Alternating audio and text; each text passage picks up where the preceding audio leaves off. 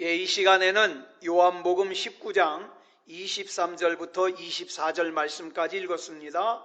오늘은 요한복음 49번째 시간으로 부제목은 해골에 임한 생명입니다.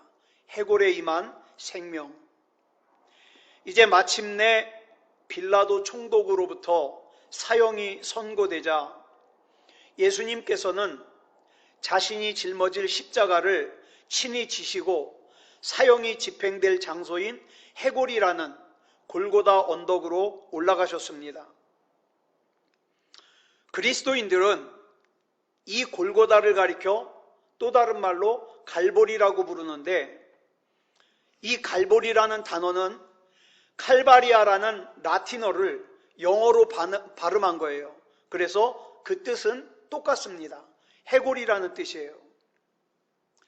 자, 그렇다면 예수님께서 못 박혀 돌아가신 장소의 이름이 왜 골고다, 즉 해골이었는지에 대해서 세 가지 견해가 있습니다. 첫 번째로는 예수님께서 못 박히신 곳의 지형이 마치 해골 모양 같이 생겼다, 그래서 그런 이름으로 지어졌다는 이론이 있습니다. 두 번째로는 그 장소가 옛날부터 사형 집행장으로 사용되었기 때문에 여기저기 해골이 뒹굴러 다닌다, 그래서 그렇게 이름이 붙여졌다는 이론도 있어요. 마지막으로는 예수님께서 오시기 훨씬 전부터 유대인 사이에 내려오는 전설이 있는데, 바로 최초의 인간인 아담의 무덤이 그곳에 있다, 그래서 아담의 해골이 거기서 발견됐다, 그래서 그렇게 이름을 지었다는 거예요. 그런데 정확하게 어느 말이 맞는지는 모릅니다. 그러나 여기서 중요한 것이 이곳의 이름이 왜 해골이라는 이름으로 지어졌느냐, 그것이 중요한 게 아니에요. 뭐 때문에 이름이 해골로 지어졌든지 그건 상관이 없어요. 중요한 것은 왜 하필이면 예수님께서 이스라엘의 그 넓은 천지에서 해골이라고 불리는 골고다에서 십자가에 못 박히셨는가, 그 이유를 알아야 되는 거죠. 이것을 아는 사람이 십자가의 진짜 참 의미를 알 수 있기 때문입니다. 자, 여기서 해골이라는 것은요, 죽음을 상징합니다. 반면에 예수님의 십자가는 참 생명을 상징합니다. 그래서 예수 그리스도의 십자가는 그 넓은 이스라엘의 전역에서 유독 해골이라 이름 지어진 곳에 세워질 수밖에 없었던 거예요. 왜냐하면 아무리 죽음이 난무하여 백골만 남아있다 하더라도 그곳에 예수 그리스도의 십자가만 임하면, 예수 그리스도의 십자가만 세워지면 그곳에 위로부터 새로운 생명이 임하여 그 해골의 땅에서 새로운 생명의 열매가 맺어질 수 있음을 만방에 보여주시기 위해서, 가르쳐 주시기 위해서 이 골고다보다 더 좋은 장소가 없다는 겁니다. 자, 해골 위에 십자가가 세워졌습니다. 그 십자가 위에서 흐르는 예수 그리스도의 보혈을 타고 흘러내리는 하나님의 영원한 생명. 우리에게도 중요한 게 뭡니까? 다른 거 아니에요.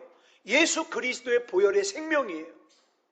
그 생명의 보혈에 의해서 생명이 회복되고 소생하는 해골들. 세상의 성경의 핵심 구절인 이 구원을 이보다 더 잘 표현하는 게 어디 있겠습니까? 만약 이 사실을 깨달았다면 본문 속의 이 골고다는 예루살렘 성 밖의 특정한 지점을 의미하는 것이 아니라 사실은요, 저와 여러분이 살아가는 이 세상이 골고다예요. 왜요? 이 세상에서 태어난 사람치고 죽지 않을 사람이 누가 있습니까? 지금 저의 부모님 네 분이 다 이제 연로하셔서 몸이 굉장히 약해지셨거든요. 걸음도 잘 못 걸으시고. 근데 이분들이 처음부터 그랬겠어요? 아니요. 제 기억에는요, 아주 활발하게 걸어다니고 움직이셨던 분들이에요.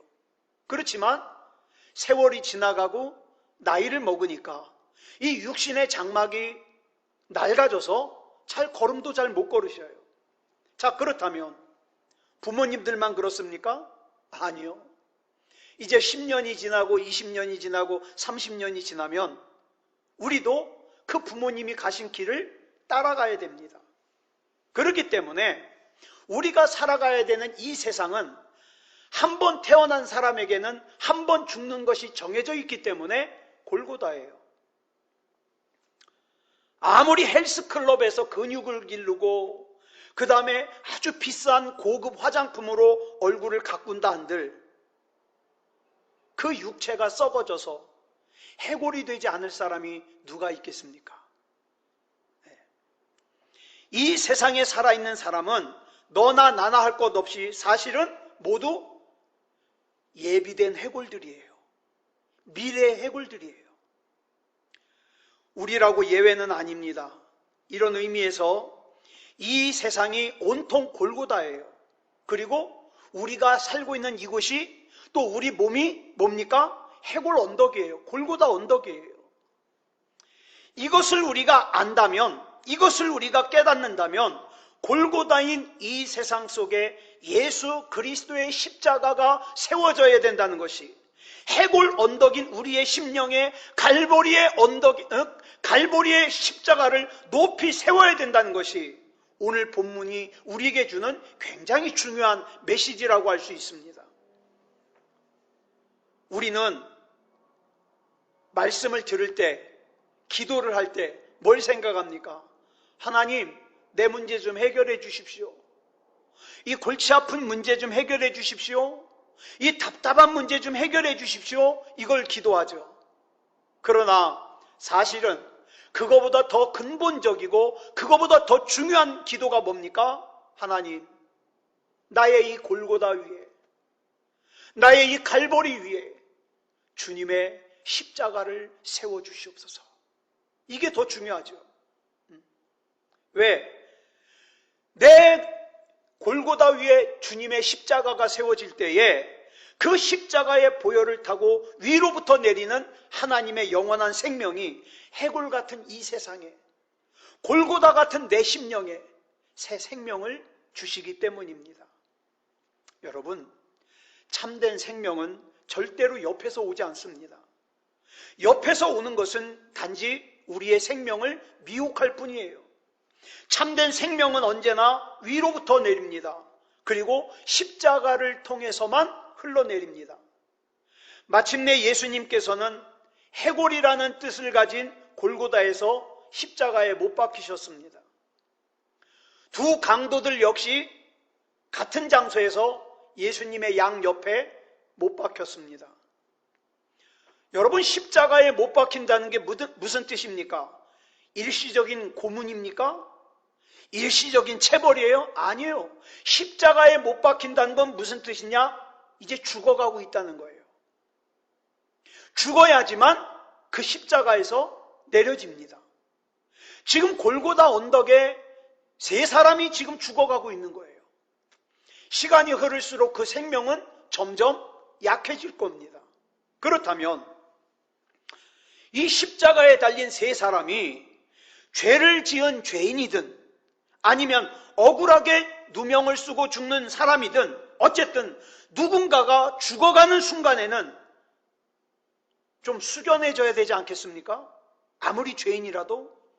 그런데 본문 23절을 보면 전혀 그렇지 않다는 걸 우리가 알 수 있어요.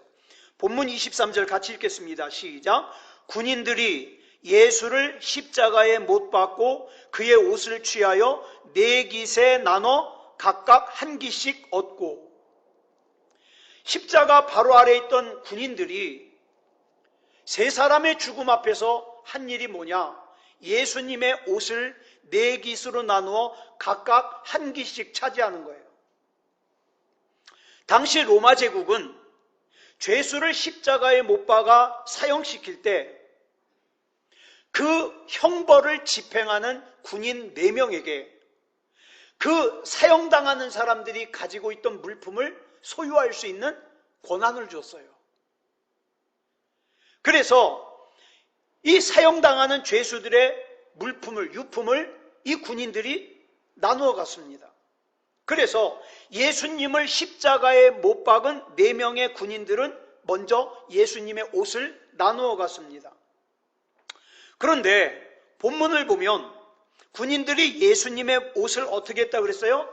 4깃에 나눠 각각 1기씩 얻고, 이 말씀으로 보면 오해하기 쉬운 게 예수님의 옷을 갖다가 4조각을 내가지고 가진 걸로 이렇게 오해하기가 쉬워요. 그런 뜻이 아니에요. 같은 장면을 기록하고 있는 마가복음 15장 24절을 보면 이렇게 기록하고 있습니다. 시작. 십자가에 못 박고 그 옷을 나눌세 누가 어느 것을 가질까 하여 제비를 뽑더라. 여러분, 여기 보면 군인들이, 4명의 군인들이 누가 무슨 옷을 가질까 제비를 뽑았다고 나와요. 당시 일반적으로 유대인들은 옷을 입을 때 어떻게 입느냐? 먼저 속옷을 입겠죠. 그 다음에 속옷 위에 겉옷을 입어요. 그 다음에 겉옷 위에다가 허리띠를 묶습니다. 그런 다음에 머리에는 수건을 쓰죠. 발에는 샌들을 신겠죠. 따라서 4명의 군인들은 먼저 예수님의 겉옷을 제비 뽑아요. 누가 가질까? 그 다음에 나머지 3명이 천을 놓고 제비를 뽑아요. 가져가요. 그 다음에 나머지 2명이 수건을 놓고 제비 뽑아요. 마지막 1명이 샌들을 가져갑니다. 그런데 하나가 더 남았어요. 뭐가 더 남았냐? 예수님의 속옷. 그런데 이 예수님의 속옷에 대하여 본문 23절 하반절부터 24절 상반절에 보니까 이렇게 설명하고 있어요. 시작. 속옷도 취하니 이 속옷은 호지 아니하고 위에서부터 통으로 짠 것이라. 군인들이 서로 말하되 이것을 찢지 말고 누가 얻나 제비 뽑자 하니. 자, 이 속옷은 통으로 짠 거예요. 상의와 하의가 하나예요.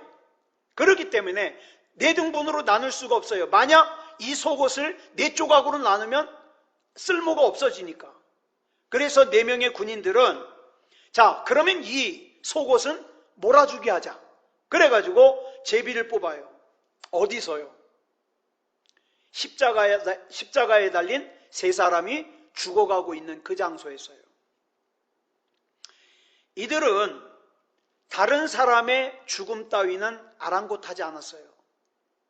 그들의 관심사는 오직 어떻게 해서든지 예수님의 옷가지 중에서 하나라도 더 움켜쥐는 것이 목적이었어요. 이와 같은 군인들의 한심한 모습을 보고 사도 요한이 본문 24절에 이렇게 기록하고 있습니다. 시작. 이는 성경에 그들이 내 옷을 나누고 내 옷을 제비 뽑나이다 한 것을 응하게 하려 함이로라. 이 말씀은 어디에서 인용해 온 말씀이냐 하면 시편 22편 18절을 보면 다윗이 이런 고백을 해요. 이런 예언을 해요. 같이 읽겠습니다. 시작. 내 겉옷을 나누며 속옷을 제비 뽑나이다. 이 예언이 이루어졌다는 거죠.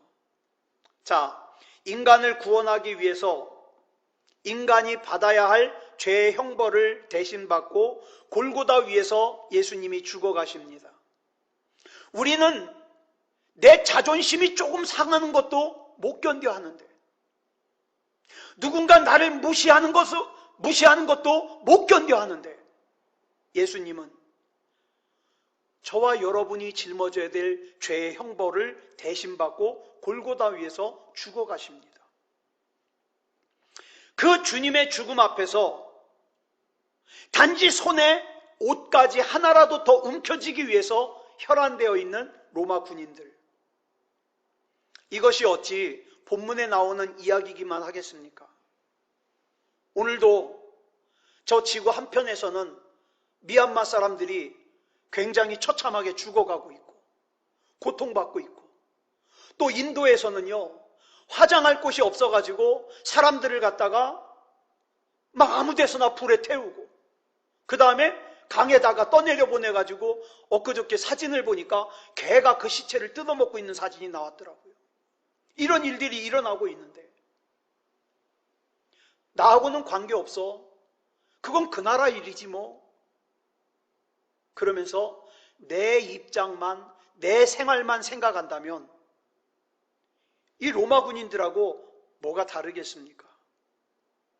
그 군인들이 예수님의 겉옷과 속옷을 나누어 가질 수 있는 권리를 가질 수 있었던 것은 뭐 때문입니까? 그들이 예수님을 십자가에 못 박았기 때문이에요.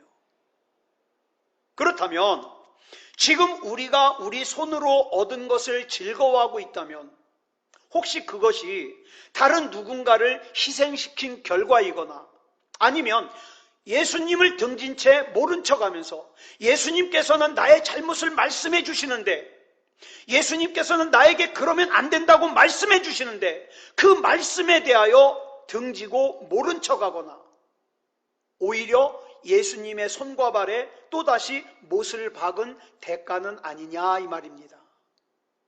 그렇다면 그렇게 군인들이 서로 먼저 가지기 위해서 제비까지 뽑아가면서 취했던 것이 한번 생각해 보세요. 그 예수님의 옷가지가 그 군인들의 삶에 무슨 도움이 되겠습니까? 자, 보세요. 예수님은요, 부자가 아니에요. 예루살렘의 부자가 아니었어요. 예수님은 가난한 나사렛 출신이었고 그 삶의 거점이 어디였습니까? 그 중에서도 빈민촌인 갈릴리 출신이에요. 그러므로 예수님께서 입고 계신 옷은요, 좋은 옷이 아니에요. 게다가 앞에서 무슨 일이 있었습니까?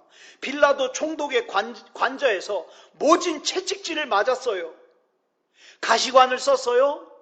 게다가 골고다까지 올라오면서 넘어지고 일어나고 넘어지고 일어나고 땀이 배었습니다. 그 다음에 피가 배었습니다. 그러니까 이 예수님의 옷은요, 집으로 가져가 봐야 현실적으로 아무짝에 쓸모가 없는 것이에요. 그럼에도 불구하고 이 로마의 군인들은 서로 그 옷을 차지하려고 해요. 여러분, 우리가 살면서 많은 경쟁자들을 물리치고 수단과 방법을 가리지 않고 지금의 내 손에 움켜진 것들, 또한 앞으로 내 손에 움켜쥐려고 하는 것들이 정말 내가 사람답게 행복하게 사는 데 있어서 반드시 필요한 것인가? 언젠가 유재석 씨가 진행하는 유퀴즈라는 프로그램을 잠깐 보는데 거기에 스님이 나오셨어요. 스님이 대기업 다니다가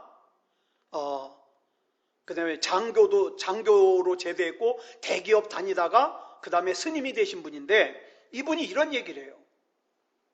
여러분, 너무 행복을 추구하지 마십시오. 행복의 한쪽 면에 뭐가 있느냐? 불행이 있다는 거죠. 그러면서 하는 말이 행복을 추구하는 사람들은 만족을 못한대요. 그럼 뭐하냐? 내가 지금 안전하면 그걸 감사하면서 살아라는 거예요. 그게 행복이라는 거예요. 제가 가만히 듣다가 참 귀한 말이다, 이런 생각을 했습니다. 자, 우리가 살면서 많은 경쟁자들을 물리치고 수단과 방법을 가리지 않고 지금 내 손에 움켜진 것들, 또 앞으로 내 손에 움켜쥐려고 하는 것들이 정말 나를 사람답게 하는 건가? 정말 나를 그리스도인답게 하는 건가? 내가 그동안 했던 결정이 하나님이 보실 때 그래, 너 그 결정 참 잘했다, 인정해 주실 만한 결정인가? 내가 행복하게 사는 데 있어서 꼭 필요한 결정인가? 한번 생각해 볼 필요가 있지 않겠습니까? 4명의 군인들 중에서 제비를 뽑아서 예수님의 속옷을 독차지하게 된 군인은 아마도 잠시 동안에는 기뻤을 거예요. 왜냐하면 이 당시에 속설이 있어요. 뭐냐? 사형당하는 사람, 사형수의 옷을 가지면 재수가 좋대요. 그러니까 예수님의 속옷을 통째로 가졌으니까 기분이 좋았겠죠. 그러나 아무리 그 옷을 힘껏 움켜잡았다 한들 그 옷은 그 군인이 죽어서까지 가지고 갈 수 있는 게 아니라 이 말입니다. 여러분, 지금 내가 있는 힘껏 움켜쥐고 있는 게 뭡니까? 내가 관 속에 들어갈 때도 그거 같이 갖고 갈 수 있는 거예요? 내가 하나님의 심판대 앞에 설 때에도 그것이 나에게 꼭 필요한 겁니까? 나에게 이로운 거겠어요? 나에게 해로운 거겠어요? 본문에 나오는 군인들은 예수님의 마지막 순간에 예수님 가장 가까이에 있었던 사람들이에요. 그럼에도 그들이 예수님의 가장 가까이에 있었음에도 불구하고 그들이 얻은 것은 영원한 생명이나 천국이 아니에요. 뭐예요? 곧 없어져 버릴 피와 땀의 찌들은 천조각에 불과해요. 자, 여러분 한번 생각해 보세요. 나는 예수님을 언제 만났는가? 그래, 나 그때 예수님 만났어. 나 그때 너무 좋았어. 나 예수님을 위해서라면 나 죽을 수도 있어. 그때 너무너무 감사했는데 그때를 한번 떠올려 보세요. 그리고 그 진짜 그리스도인의 그 상태를 내가 얼마나 어떻게 유지하고 있는가? 그리고 지금까지 그리스도인으로 살면서 내 손에 움켜잡고 있는 것이 무엇인가? 영원한 진리요 영원한 생명입니까? 아니면 언젠가는 썩어 없어져 버릴 것들이거나 아니면 금방 다른 사람의 손으로 옮겨갈 것들인가? 항상 우리 손을 들여다보면서 점검해야 될 필요가 있습니다. 본문 24절 마지막을 보면 사도 요한이 예수님의 옷을 나눠 가진 이 어리석은 군인들에 대하여 이렇게 얘기를 합니다. 줄친 것만 시작. 군인들은 이런 일을 하고 여기 이런 일이라 그랬으니까 단수인 것 같죠? 아니요. 헬라어 성경을 보면 복수로 되어 있습니다. 즉 군인들이 한 일이 한 가지가 아니에요. 두 가지 이상이었다는 거죠. 그렇다면 여기서 말하는 군인들이 했던 두 가지 이상의 일들이 정말 가치 있고 귀한 일이라는 칭찬입니까? 아니요. 사도 바울은 지금 칭찬하는 게 아니에요. 오히려 어리석고 한심하다는 한탄입니다. 만약 오늘 사도 요한이 저와 여러분의 손에 움켜진 그걸 보면서 저와 여러분이 사는 그 삶을 보면서 우리를 칭찬하겠습니까? 한탄하겠습니까? 우리는 누가복음 8장에서 이 본문에 나오는 이 군인들과 정반대되는 여인을 만나게 됩니다. 이 여인은 12년 동안 혈루증이라고 하혈이 막 그치질 않아요. 그러다 보니까 몸에서 냄새가 많이 나요. 이 병을 12년 동안 부정한 거예요. 왜? 하혈을 하니까. 이런 고통을 받던 여인이에요.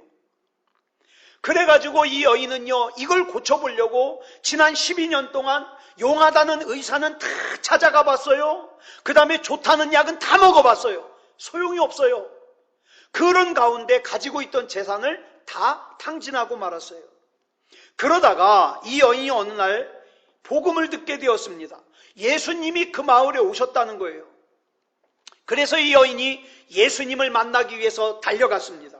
그런데 이미 많은 사람들이 예수님을 애워싸고 있어서 도저히 예수님을 개인적으로 1대1로 만날 수가 없어요. 그래도 이 여인이 포기하지 않았습니다. 수많은 사람들을 뚫고 들어가서 예수님의 등 뒤에서 간신히 팔을 뻗어서 예수님의 옷에 살짝 손을 댔어요. 이 여인의 마음속에는 내가 예수님의 옷에 살짝 손만 대도 내 병이 나을 것이라는 믿음이 있었거든요. 이 여인은 예수님의 옷을 움켜잡은 게 아니에요. 사람들 틈에 서가지고 가까스로 옷에 살짝 손만 댄 거예요. 그런데 누가복음 8장 45절을 보니까 예수님께서 이렇게 말씀하십니다. 줄친 것만 시작. 내게 손을 댄 자가 누구냐? 자, 보세요. 정확하게 말하려면 이렇게 말씀하셔야 돼요. 내 옷을 만진 자가 누구냐? 내 옷에 손을 댄 자가 누구냐? 이렇게 물으셔야 돼요. 그런데 예수님은 뭐라고 말씀하셔요?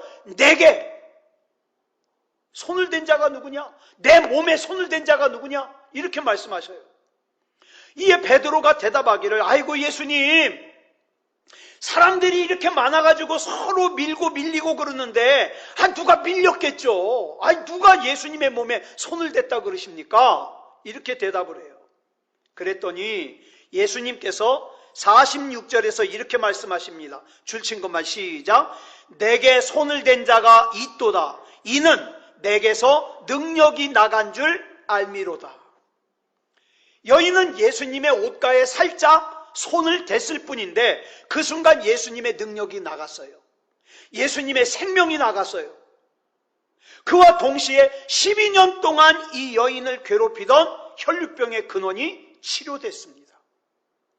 그렇다면 자, 다시 본문으로 돌아가서 골고다 위에 있는 이 4명의 군인들은 이 군인들과 혈루병에 걸린 이 여인을 비교해 보자고요. 군인들은요, 예수님의 옷을 나눠 가졌습니다. 그러니까 예수님의 옷을 움켜잡은 거죠. 이에 비해 혈루병에 걸렸던 여인은 예수님의 옷가에 살짝 손만 댔습니다. 만약에 예수님의 옷가에 살짝 손만 대기만 이 여인에게 이처럼 놀라운 능력이 전달되었다면 예수님의 옷가지를 갖다가 취한 이 로마의 군인들은 더할 나위가 없잖아요. 엄청난 능력이 있어야 되잖아요. 그런데 그들에게는 아무 능력도 임하지 않았습니다. 이유가 뭐예요? 이 군인들이 움켜잡았던 예수님의 옷은 그 옷 자체에 목적이 있었던 반면에 혈루병 걸렸던 여인이 군중들 틈에서 손을 내밀어 예수님의 옷을 만진 것은 예수님의 옷이 목적이 아니라 예수님 자체, 예수님의 구원, 예수님의 치유, 예수님의 생명이 목적이었다 이 말이에요. 이게 믿음이에요. 이게 군인들이나 혈루병에 걸렸던 여인이나 예수님의 옷에 손이 닿았다는 건 같지만 그 본질은 달라요. 여러분, 이 시간 우리는 뭘 만지시겠습니까? 뭐가 목적이에요? 나 이 문제 좀 해결하는 게 목적인데 그게 목적입니까? 아니면 예수님이 목적입니까? 나 이 돈 문제 해결하는 게 목적이에요? 아니면 예수님이 목적이에요?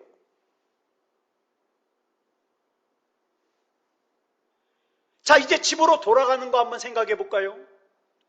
군인들은 예수님의 옷까지 제비 뽑은 걸 갖다가 손에 들고 갑니다. 가지고 가는 게 있어요. 그런데 이 혈루병 걸렸던 여인은 빈손이에요. 왜? 예수님 옷 살짝 만졌을 뿐이니까. 그러나